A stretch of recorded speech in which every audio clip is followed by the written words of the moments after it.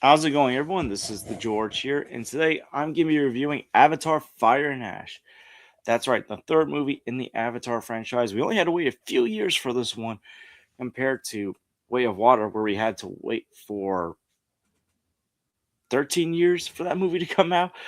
But once again, James Cameron directs being one of his Avatar movies, starring Sam Worthington, Zoe Saldana, Sigourney Weaver, Stephen Lang, and Kate Winslet. And this movie continues right after Way of Water. James Cameron came out and said that Way of Water and Fire and Ash were going to be one whole movie, but obviously with so much happening because both these movies are over 3 hours long, split up into two.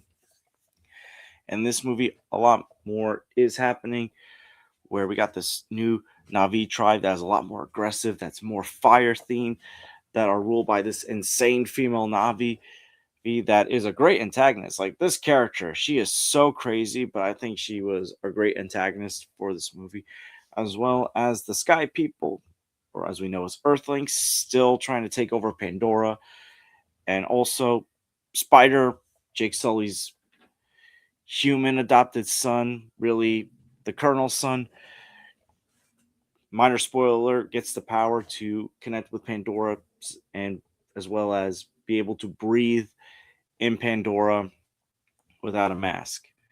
So with this movie, James Cameron wanted to wait for this movie to come out for a few years because with these Avatar movies, he likes to break new ground with technology, with new visual technology, as well as the motion capture underwater scenes that looked great. And yes, visually, this movie looks terrific. It looks great in 3D. I'm not that big on 3D, but with the Avatar movies, the 3D always works. By the way, if I sound off, I have a cold. My nose is stuffy, so I apologize. The underwater stuff looked terrific. Creatures look terrific. How the Navi look is great. How Pandora looks is great. Pandora looks beautiful. But yet, when we cut into where this new Navi tribe is stationed, it looks very desolate and ugly. And I just love how it looks, like how it looks different from the rest of Pandora.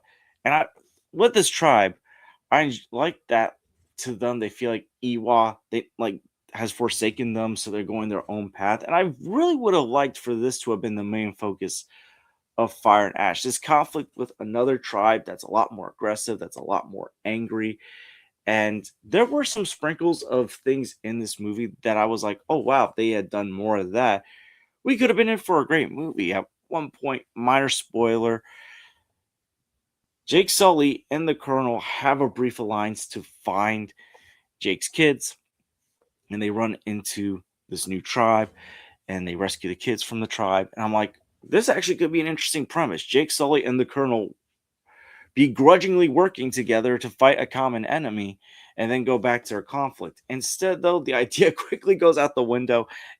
And later on in the movie, the Colonel does work with this tribe. But again, this tribe feels like it's being sidelined to focus more on this conflict that's still going on between Jake and the Colonel. And I'm like, it feels like they're trying to do something fresh, but in reality, it's not because there were a lot of things they could have done with this tribe. When the Colonel makes his alliance with this tribe, you could have had a plot line where even the humans are hesitant because they see how crazy this tribe is. They just see him as the rest of the Na'vi, but even worse. And perhaps like you've got like three separate wars going on, or three separate armies, sorry, not three separate wars, where you got the people from Earth, you've got the Colonel who maybe he's now aligned with this tribe. He's clearly got the hots for their female leader as shown in the movie. Like there's so many moments with these two characters together where it's like right in your face that yeah, he's digging this Navi chick and she's clearly into him.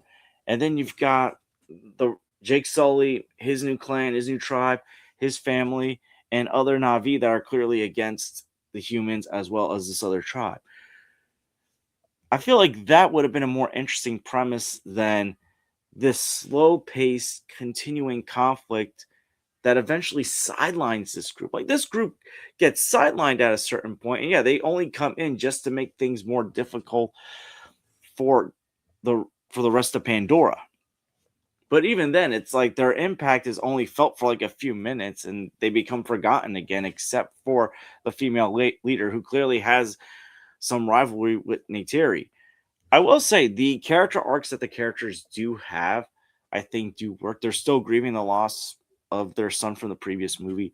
Neytiri's grown a deep hatred for the Sky People, and she's resenting Spider from the sides. And she's got to work on figuring out her rage and anger and grief. Jake Sully's other son that's still alive, he's got his own coming to age story that's going on. The characters are fine. The way the characters are handled work well, but it's really the plot that I feel like falls flat. There's a lot of things that are similar to the previous two movies. And I know the criticism of Avatar has been that it is essentially Dances with Wolves and Pocahontas with aliens.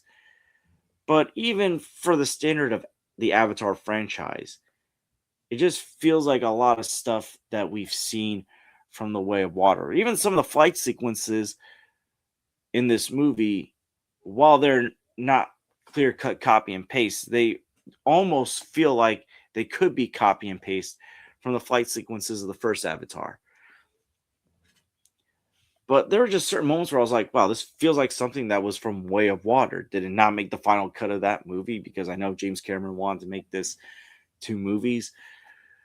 Even in the third act, during the final confrontation, there's another shipwrecked boat where the final conflict is taking place. Now, the final conflict does move off that boat and into somewhere else. I'm not going to go too deep into spoilers. So it's not like the whole final conflict is on that boat. It's pretty brief, but I was about to roll my eyes and say, oh, wow, here we go. They're going to repeat the third act of Way of Water. But yeah, not to say that there was nothing unique. There are some new ideas, such as the idea that I mentioned before about Spider. The Sky People wanting to know about it. Jake Sully, minor spoiler because this was shown in the trailers. Jake Sully getting arrested, stuff like that. Like I did like that stuff, but even then, there's still some rinse and repeat moments in this movie. I don't know. There's like at least more than at least three times where a character is either in peril or gets kidnapped and then get rescued. It feels like it just continuously plays throughout the movie. Early on in the movie, as I mentioned before, so it's not a spoiler, Jake Sully and the Colonel rescuing Jake Sully's kids. Then when Jake Sully gets arrested, he gets rescued, and then someone gets kidnapped during the final fight, and Jake Sully has to save the day. It just feels like there's a lot of rinse and repeat, and it's annoying because these Avatar movies, at least Way of Water and Fire and Ash, are over 3 hours long. They're slow paced. The thing is, there feels like there's untapped potential in this franchise. It just feels like there's more you can do, and there was a lot of potential with this other tribe that was aggressive and crazy, that perhaps they should have been the main antagonist, and maybe the human conflict could have been sidelined for this movie. But instead, they had to have that conflict between the Colonel and Jake Sully just overshadow everything. It just feels like James Cameron is stuck in this comfort zone where he's not spreading the story out as much as he probably could. And I get it. You're taking your time with the technological VFX stuff because with film coming out every year, there's going to be new technology to make film better. And you clearly want to use that to make your films better. As I said before, the motion capture underwater, that stuff looked incredible. Everything looks incredible in this movie. But while you're doing that, you should be taking the time to fix the story, to make things work better, to try and branch out with this world.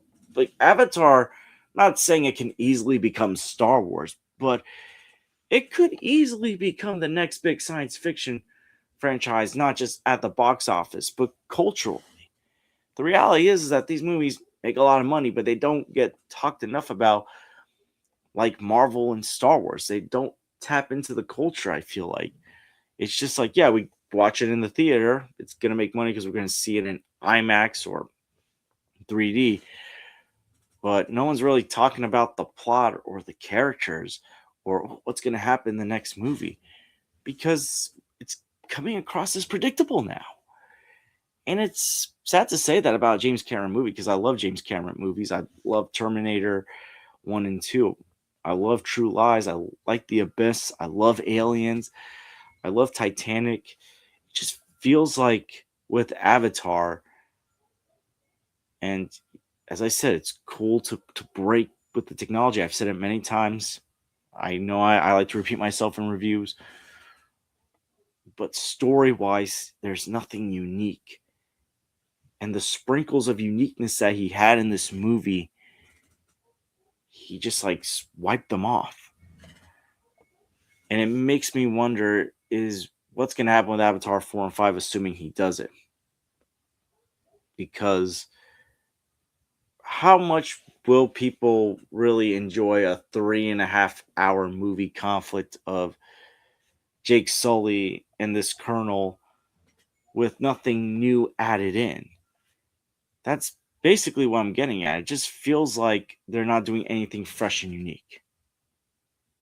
And even though these movies are a million times better than Michael Bay's Transformer movies, I can't help but wonder will these movies fall off like Michael Bay's Transformer movies, where they were making a lot of money, not as much as Avatar, but still making a lot of money.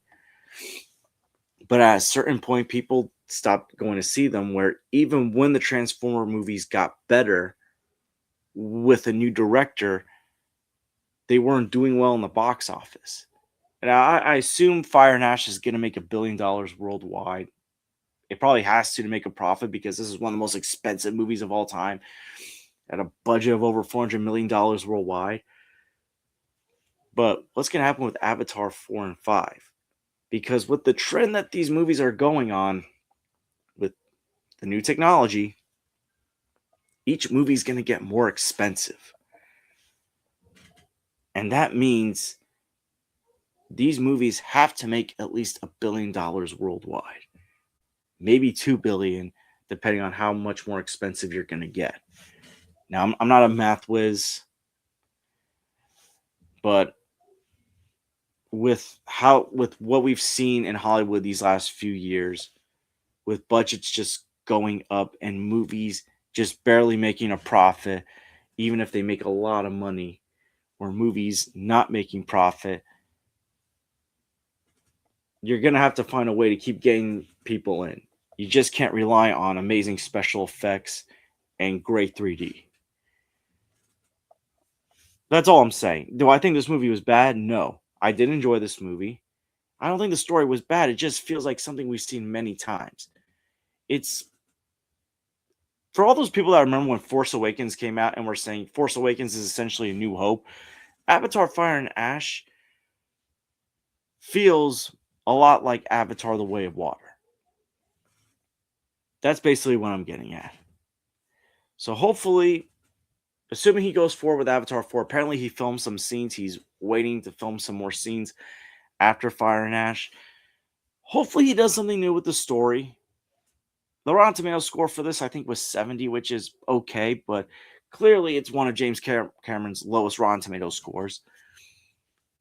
If he does something unique with the story, where people are jiving with it, they're into it, then the Avatar franchise will be in a good place. But if it's just going to be the same old with nothing new, and if you do have new ideas, the new ideas are quickly just wiped away,